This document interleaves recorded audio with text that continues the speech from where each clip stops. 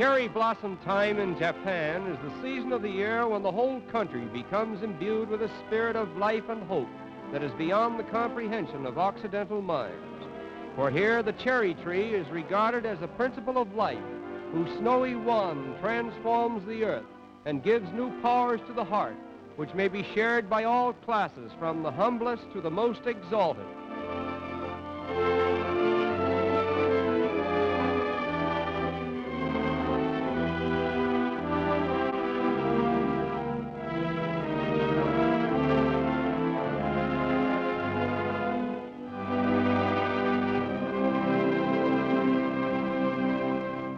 For the brief lifetime of the blossoms, a period of not more than 2 weeks in any given locality, the nation is practically on holiday, and the cherry bloom is the topic of the hour.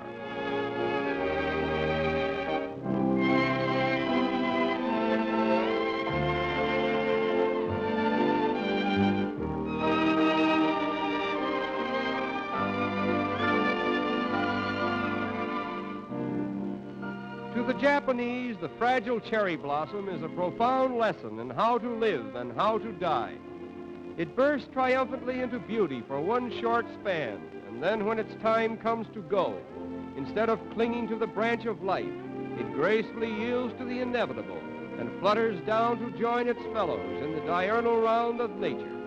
And so it is that the cherry blossom plays an exalted part in the Japanese philosophy of life.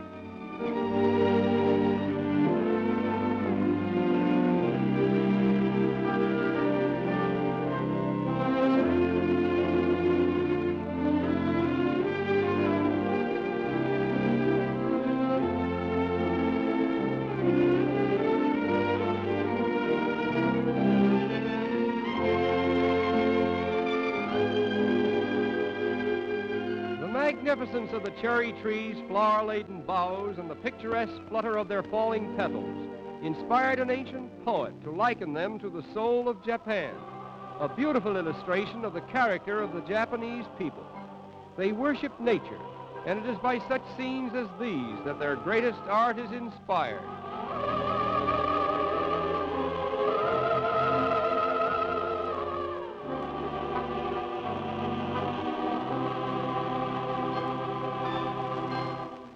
The cherry blossom season has also inspired a rather unique dance, which is performed by the geisha, or the professional singing and dancing girls of Japan. The faces of the geisha while performing in public are covered with oshiroi, the honorable powder, so that their real features are hardly discernible.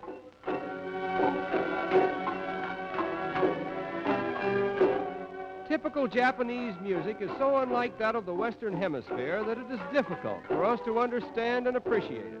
But nevertheless, it plays an important part in the cultural development of Japan. It is usually played in a minor key and in half tones.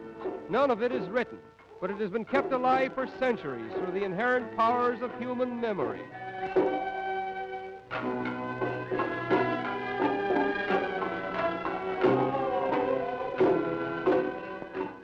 In all the world, there is no country more tolerant of religious belief than Japan, for one may find a Christian, a Buddhist, a Shintoist, and a follower of Confucius in the same family, all having profound respect and consideration for each other's varying concepts of religion. Nevertheless, they are a ceremonious people, and most every shrine seems to inspire some simple ceremony which has religious significance.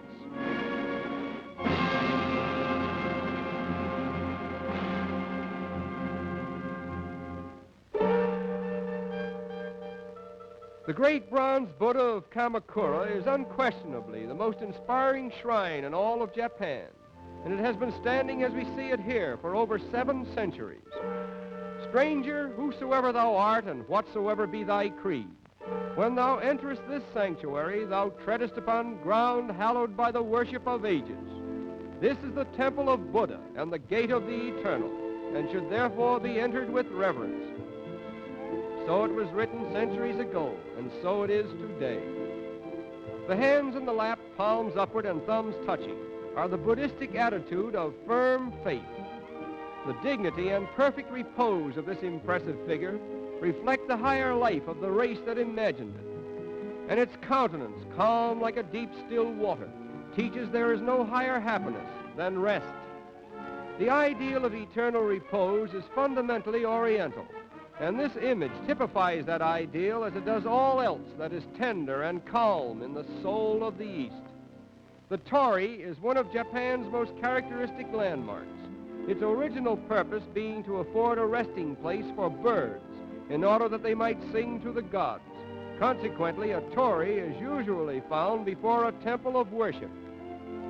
The Shinto shrines of Nikko commemorate the memory of powerful leaders called shoguns, who for several centuries practically controlled the political destiny of Japan. Shintoism, the national religion, is a combination of ancestor and nature worship, in which the emperor is regarded as the supreme being on earth. Follow the genuine impulses of your heart is the essence of its ethical teaching. The native people go to the tombs of their ancestors, wherever they may be, and pray for inspiration and guidance in the solution of the gravest problems that beset them. And at Nikko, every problem is more or less symbolized by grotesque figures which adorn the temple walls.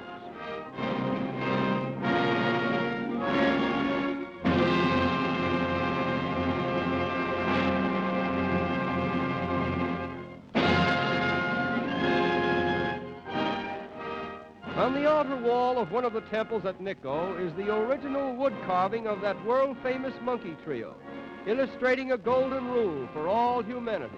Hear no evil, speak no evil, see no evil. Shinto and Buddhist priests frequently celebrate ceremonies in the same temple, being further proof that there is no religious conflict in Japan. The secret of this toleration may be due to the fact that fundamentally Shintoism deals with the past, Confucianism with the present, and Buddhism with the future. Consequently, one may embrace all three without friction. For ages, Japan and Mother Nature have been in perfect accord with each other, each giving the best to each, and out of it all has come a land as beautiful as the proverbial Eden itself, and a people who have found in nature and the simpler joys of life the chief source of their culture and their strength. And it is with this thought that we most reluctantly conclude our visit to Japan in cherry blossom time.